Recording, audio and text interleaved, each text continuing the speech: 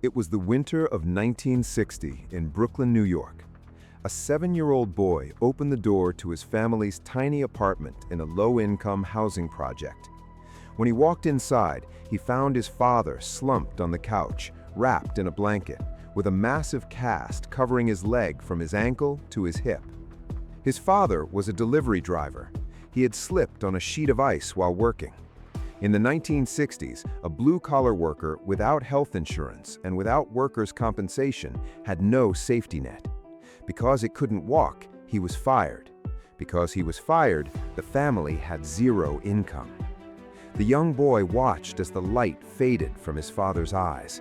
He watched a hard-working man lose his dignity, his pride, and his hope, simply because the company he worked for treated him as disposable. That little boy made a silent promise to himself that day. He promised that if he ever had the chance to be in charge, he would build the kind of company that his father never had the chance to work for. A company that treated people with dignity. That boy's name was Howard Schultz, and that promise became the foundation of a $100 billion global empire known as Starbucks. Welcome to Dollar Key. Today, we are bringing you a story of heartbreak, hustle, and the undeniable power of human connection. If you want to learn how to turn your deepest pain into your greatest success, watch this video until the very end. Let's dive in. Growing up in the Canarsie housing projects, Howard Schultz learned early on that nothing in life comes free. His family was constantly dodging debt collectors. The American dream felt like something that only existed on television, not in their cramped, stressful apartment. But Howard was determined to escape. He saw athletics as his only way out and managed to secure a football scholarship to Northern Michigan University. He became the first person in his entire family to ever go to college. But life rarely goes exactly to plan. Shortly after arriving, Howard realized he simply wasn't good enough to play college football. He lost his scholarship. Most people would have packed their bags and gone back to the projects, but Howard refused to go backwards. To pay for his tuition, he took out student loans and worked grueling odd jobs, from serving food to selling blood. Yes, he actually sold his own blood just to afford his textbooks. After graduating, he took a sales job, knocking on doors and cold-calling businesses. He was incredibly good at it. By his late 20s, he had landed a high-paying executive job at a Swedish housewares company called Hammerplast. He had a great salary, an apartment in Manhattan, and a company car. He had achieved the American dream. But inside, he felt empty. He wasn't fulfilling the promise he made to that 7-year-old boy in Brooklyn. In 1981, Howard noticed something strange. A small, unknown customer in Seattle, Washington, was ordering an unusually large number of drip coffee makers from his company. Curious, Howard flew across the country to see this business for himself. The store was called Starbucks, but it wasn't the Starbucks you know today. They didn't sell lattes or frappuccinos. They only sold whole roasted coffee beans in bags. But when Howard walked in, the rich, intoxicating smell of the dark roast hit him. He was captivated by the passion the founders had for the coffee bean. He begged the founders for a job. He took a massive pay cut, left his glamorous life in New York, and moved to Seattle to become their director of marketing. A year later, Howard traveled to Milan, Italy to attend a housewares show, and it was on the cobblestone streets of Milan that lightning struck. Walking through Milan, Howard noticed there was an espresso bar on almost every corner.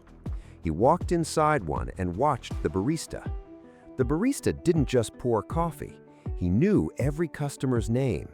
People were laughing, talking politics, reading the newspaper, and connecting with one another. Howard had a massive epiphany. Coffee wasn't just a beverage, it was an experience.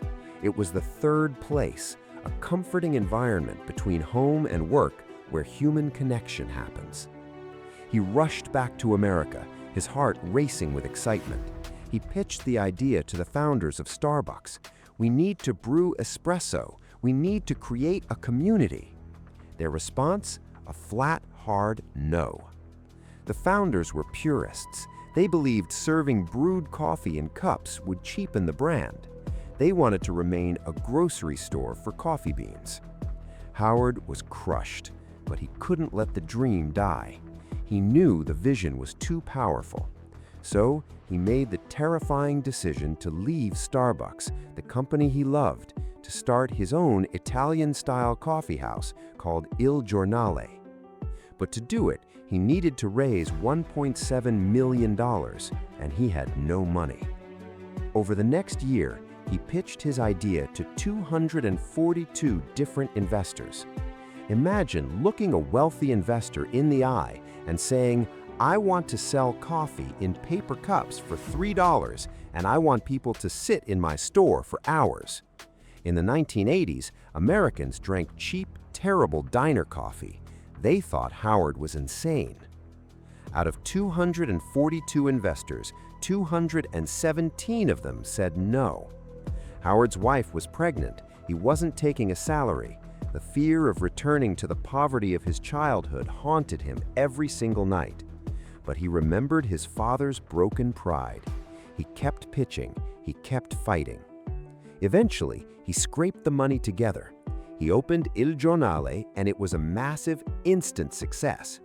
2 years later, the original founders of Starbucks decided they wanted to sell their company. With the help of his investors, Howard Schultz bought Starbucks for $3.8 million. He combined his coffeehouse experience with the Starbucks brand name, and the rest is history. From one small store in Seattle, Starbucks exploded into over 30,000 stores across 80 countries. But remember that promise Howard made as a 7-year-old boy? He kept it. Howard Schultz made Starbucks the very first company in America to offer comprehensive health insurance and stock options, known as Bean Stock, to part-time workers. He built an empire that valued human dignity over pure profit.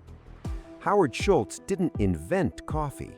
He just changed the way the world experiences it. So, how can you apply this multi-billion-dollar mindset to your own journey? Here are the 3 golden rules you need to take away from the Howard Schultz story. Number 1, sell an experience, not just a product. People don't pay $5 for a cup of coffee because of the beans. They pay for the atmosphere, the consistency, the name on the cup, and the feeling of belonging. Whatever business you are building, stop focusing only on what the product is and start focusing on how the product makes people feel. Number 2, embrace the no. Howard Schultz was told his idea was garbage 217 times. When you are trying to build something great, rejection isn't a sign to stop. It is simply part of the process of finding the right partners. A no today is just a stepping stone to a yes tomorrow. Keep your conviction ironclad. Number 3, lead with empathy. The most powerful companies aren't just built on spreadsheets, they are built on human beings. Howard built a fiercely loyal workforce because he treated them like family, giving them the health care his father was denied. When you take care of your people will take care of your customers, and the profits will follow. Howard Schultz's story is the ultimate proof that your past does not dictate your future. The pain you experience today can become the exact fuel you need to build your empire tomorrow. You just have to believe in your vision when no one else will. Thank you for watching Dollar Key. If this story shifted your mindset today, hit that like button and subscribe to the channel. We are committed to bringing you the highest value business blueprints every single week. Stay relentless, keep building, and we will see you in the next video.